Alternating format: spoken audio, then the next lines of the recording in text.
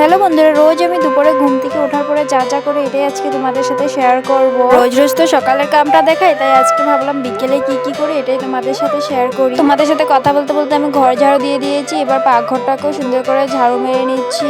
দেখি দেখো, তোমাদের সাথে কথা বলতে বলতে আমার ঝাড়ু মারা প্রায় কমপ্লিট। এবার আমি দেখো চলে গেলাম গাছের এখানে জল দেওয়ার জন্য। আমি রোজ রোজই গাছে জল দিই, তাও গাছগুলো পুরো শুকনো হয়ে আছে, কারণ বৃষ্টি নাই তো এখন, তাই আর কি। সকাল বিকাল দুটো টাইমে গাছে জল দিই গাছগুলো ভালো থাকার জন্য। আর তোমাদের সাথে কথা বলতে বলতে দেখো আমার গাছে জল দেওয়া শেষ, চলে এলাম ঘরে হাত পা ধুয়ে। আমি সুন্দর করে একটু ক্রিম লাগিয়ে নিচ্ছি, কারণ জানো তো বিকেল সময় অল্প সেজে গুজে থাকতে খুব ভালো লাগে। কে কে বিকেল টাইমটা পুরো সেজে গুজে থাকতে ভালো পাও কমেন্টে জানিও। আমি হালকা পাতলা সেজে চলে গেলাম পাকঘরে, কারণ আমি কালকে মেথি জল কতগুলো ভিজিয়ে রেখেছিলাম সেগুলোকে এখানে চুলে লাগাবো। সুন্দর করে মেথির জলটাকে আমি একটা বোতলে ভরিয়ে নিচ্ছি, কারণ এটা আমার কাছে ছিল বোতলটা আগের থেকে। আমি অনেক কিছু চুলে ইউজ করেছি কিন্তু কোনো কাজ হচ্ছে না, আমার চুল অনেক পড়ছে, তাই আর ভাবলাম মেথির জলটাই দিয়ে চেষ্টা করে দেখি।